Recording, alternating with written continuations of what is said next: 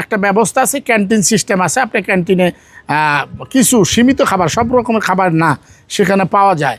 সেই খাবারগুলো আমি কিনে খেতাম। আমি সবসময় ওই খাবারটাই খেতাম। আমি সরকারি খাবারটাও খাইনি, কিন্তু আমি খেয়েছি। একদিন যেমন রুটি খেয়েছি, জেলখানার রুটি যদি না খাই তাহলে মনে হবে সিদ্দিকুর রহমান জেলটাকে ফিল করে নাই। আমি সবজি প্রতিনিয়তই খাইতাম ওখানে, প্রতিদিন সবজি, ডাল এবং সবজি কমন, এবং সপ্তাহে কয়েকদিন মাছ আছে, এক টুকরা করে মাছ। ওটার একটা জেল রুলে একটা পরিমাণ দেওয়া আছে, খুবই অল্প। মাংসও এক টুকরা, যেটা আপনার শরীরের জন্য।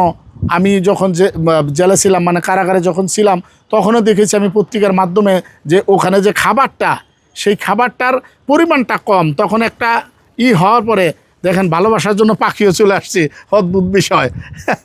যাই হোক, অদ্ভুত। এই যে দেখেন, তোমাকে বুঝতে হবে যে আল্লাহর তরফ থেকে এখানে যারা চেঞ্জ হবে সে হতে পারবে।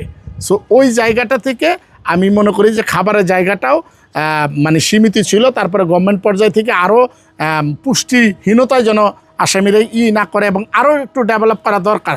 আমি যে বলতেছি, কারণ আমি দেখেছি সেই মানুষগুলা পুষ্টিহীনতা যেন না ভোগে। এবং সরকারের কাছে আমি কারাগার থেকে এসে একটাই কথা বলবো যে দিন শেষে যে মানুষগুলোকে পরিবর্তন করতে চান, যে মানুষগুলো আপনাদের ওখানে বন্দি রাখতে চান, তাদের ব্যাপারে আমি মনে হয় সোচ্চার হলে মহান আল্লাহ তাআলা পর্যন্ত খুশি হবেন।